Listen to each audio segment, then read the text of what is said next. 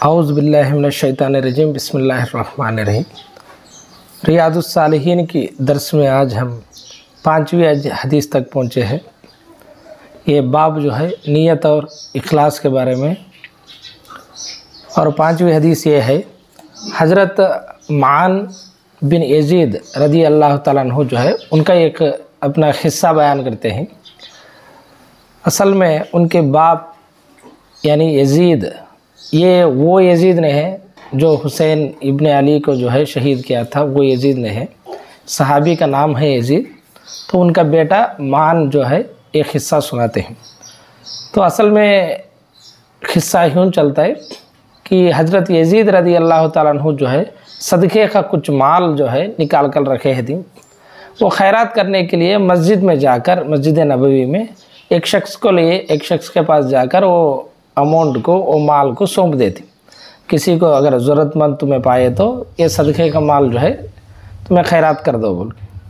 तो हज़रत मान रज़ी अल्लाह ताला अन्हु यानी वो यजीद के बेटे, इन्हों जो है इनको पैसों की ज़रूरत होती है, इनको माल की ज़रूरत होती है। तो मस्जिद में जाती, मस्जिद में गए तो ऐसा कुछ मेरा माल की ज़रूरत है वो पूछती। तो फौरी वो शख्स जिसके पास माल सौंपा गया था, वो शख्स जो है इनको वो पैसे दे देते। अब घर को आने के बाद जो है बातों बातों में बाप बेटों को जो है ये पूरा क़िस्सा पता चल जाता है। यानी माल मैंने जो खैरात किया था, जो सदका किया था, वो माल जो है मेरा बेटा लगा लिया। तो अब यजीद जो है बाप, वो कह रहे हैं कि ये तेरे लिए जायज़ नहीं है बोल के।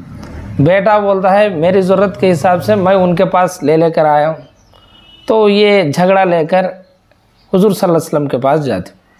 तो हुज़ूर सल्लल्लाहु अलैहि वसल्लम जो है ये इरशाद फरमाती हज़रत यजीद को यानी बाप को, तेरी नीयत माल को उसकी मुस्तहिक लोगों को पहुँचाने की थी, इसलिए तू एक शख्स के पास दिया था।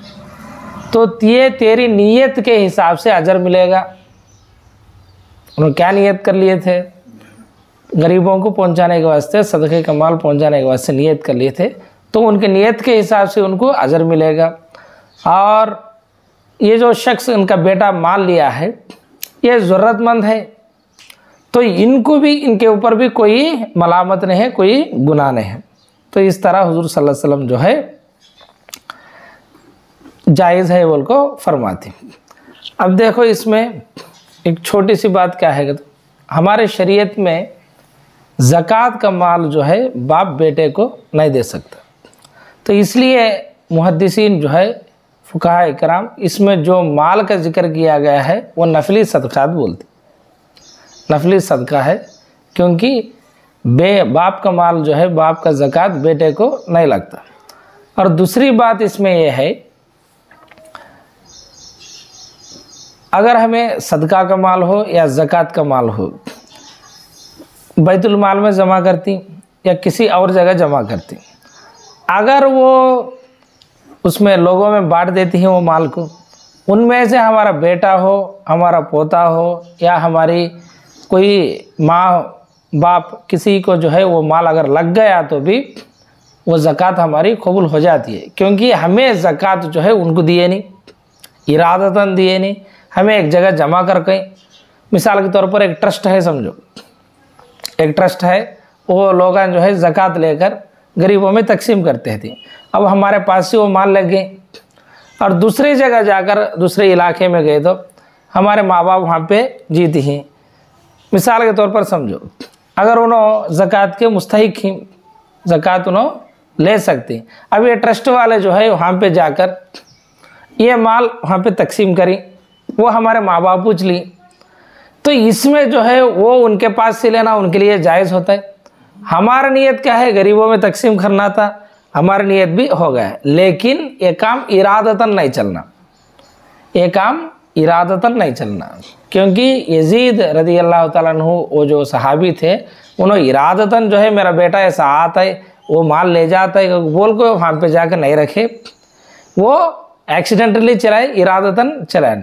और दूसरी बात, इसे इसी चीज़ एक मिलती जुलती हदीस ये है, एक मरतबा जो है एक सहाबिया हुज़ूर सल्लल्लाहु अलैहि वसल्लम को कुछ तोहफ़ा लेकर आती, कुछ सालन वगैरह। तो हुजूर सल्लल्लाहु अलैहि वसल्लम वो खा लेते। फौरी सहाबा इकराम फरमाती या रसूलल्लाह ये ज़कात का माल था। तो रसूलुल्लाह सल्लल्लाहु अलैहि वसल्लम फरमाती वो उसके लिए ज़कात है, मेरे लिए क्या है, ये तोहफ़ा है। ये इरादतन चलानी है, यहाँ पे क्या है, इरादतन चलानी। लेकिन बाज़ लोग जो है इसे एक हीला समझकर और अपने अपने मकासद को पूरा करने के लिए लोगों से चंदे लेती, ज़कात लेती, वो फिर हीला कर लेती, अपने अपने कामों में जो है इस्तेमाल करना शुरू करती हैं। ये काम ऐसा हो सकती हैं, लेकिन ये इरादतन नहीं होना है। तो अपने अपने ख़यालात अपने अपने मर्ज़ी के हिसाब से, अपने अपने दलाइल के हिसाब से करते हैं। तो ये हदीस से हमना को ये मालूम होता है। और दूसरी बात जो है, अगर किसी मसले में, किसी मामले में अगर बाप से भी इख्तलाफ हो तो एक शरई आलिम के पास, मुफ्ती के पास बाप को ले जाना ये बेअदबी में नहीं आता। क्योंकि इन दो जने के दरमियान जो भी मामला चला था, झगड़ा चला था इसके बारे में, तो वो हुजूर सल्लल्लाहु अलैहि वसल्लम के पास गए थे। तो ये कोई बेअयब की बात नहीं, ये कोई बेअदबी की बात नहीं। इल्म के मामलात में इख्तिलाफात हर एक जने से भी रख सकती। हाँ, अलबत्ता अदब के दायरे में होकर हमें इख्तिलाफ़ करना है। अगर इसके बारे में हमें बाप के बारे में भी अगर ऐसे के मसले, शरई मसले के बारे में अगर हमें लेकर जाना है, मुफ्ती साहब के पास हो या काजी साहब के पास हो, ले जा सकते हैं, इसमें कोई हरज नहीं है। तो बकिया हदीस जो है इंशाअल्लाह कल देखेंगे। अस्सलामु अलैकुम वरहमतुल्लाहि वबरकातुहू।